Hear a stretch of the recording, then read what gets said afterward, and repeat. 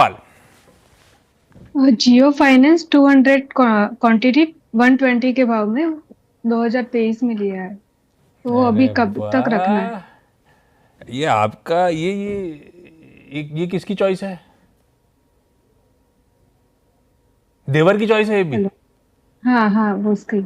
भाई साहब गजब है आपका देवर, जो भी वो कहते हैं अब आप वो कर लीजिए। अगर कहें मुनाफा बांधना है तो बांधिए, नहीं बांधने को कहें तो उनकी सुन लीजिए। गजब बाएंगे भाई साहब। जियो फाइनेंशियल, राजेश सर क्या करा जाए? नई खरीदारी की जाए, अगर आपके फंड्स आपको अलाउ करते हैं नई खरीदारी की जाए। जो भी दर्शक और देख रहे हैं वो भी खरीद सकते हैं। चौथी तिमाही के नतीजे अच्छे आए थे। Top line top line bottom line दोनों में बढ़ी थी। एयूएम जो है करीब 10,000 करोड़ का हो गया था। 1,000 करोड़ के आसपास इन्होंने बॉन्ड रेस किए हैं। रिलायंस के ट्रेजरी शेयर हैं, पेमेंट बैंक में एक्सटेंड हो रहे हैं। लोन अगेंस्ट शेयर डिजिटल तैयार किया है, और अब ब्लैक रॉक के साथ जो इन्होंने करार किए थे ब्रोकिंग और सेटलमेंट के लिए, उनकी भी मंजूरी मिल गई है। मैं समझता हूँ कि लंबी अवधि के लिए एक बहुत उम्दा स्टॉक है, और यहाँ पे बिल्कुल आपको बने रहना चाहिए, और चाहे तो नई खरीदारी भी कर सकते हैं। क्योंकि जियो फाइनेंशियल की चर्चा हुई है इस चैनल, और जियो फाइनेंशियल के प्रमोटर्स सेम हैं।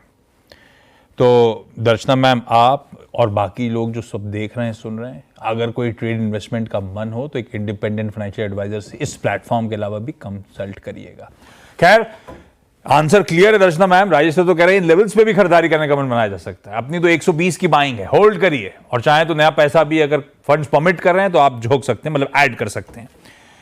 पूनम मैम, अगला सवाल। सर एरिस्ट्रल के शेयर्स है मेरे पास, 40 क्वांटिटी है, 1527 प्राइस पे बाय करें। और लॉन्ग टर्म का सोचा था पूनम मैम, या ट्रेडिंग वाला है? सर लॉन्ग टर्म का सोचा था ये वाला। पक्का? हाँ जी।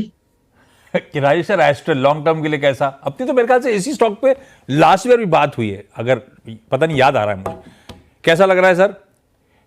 देखिए, कई बार बात हुई है, कई बार मैंने रिकमेंडेशन भी करे हैं, और मैं अभी भी समझता हूँ कि लॉन्ग टर्म के लिए एक अच्छा स्टॉक है। छोटी अवधि में थोड़ी सी दिक्कतें पीवीसी पाइप्स के जो रॉ मटेरियल है उनको लेकर के चल रही हैं, लेकिन अगर लॉन्ग टर्म में देखें तो दो वर्टिकल है कंपनी की। एक प्लम्बिंग जिसमें pipe fitting, water tanks, bathware वगैरह आते हैं, और पेंट्स एंड एडेसिव्स का है।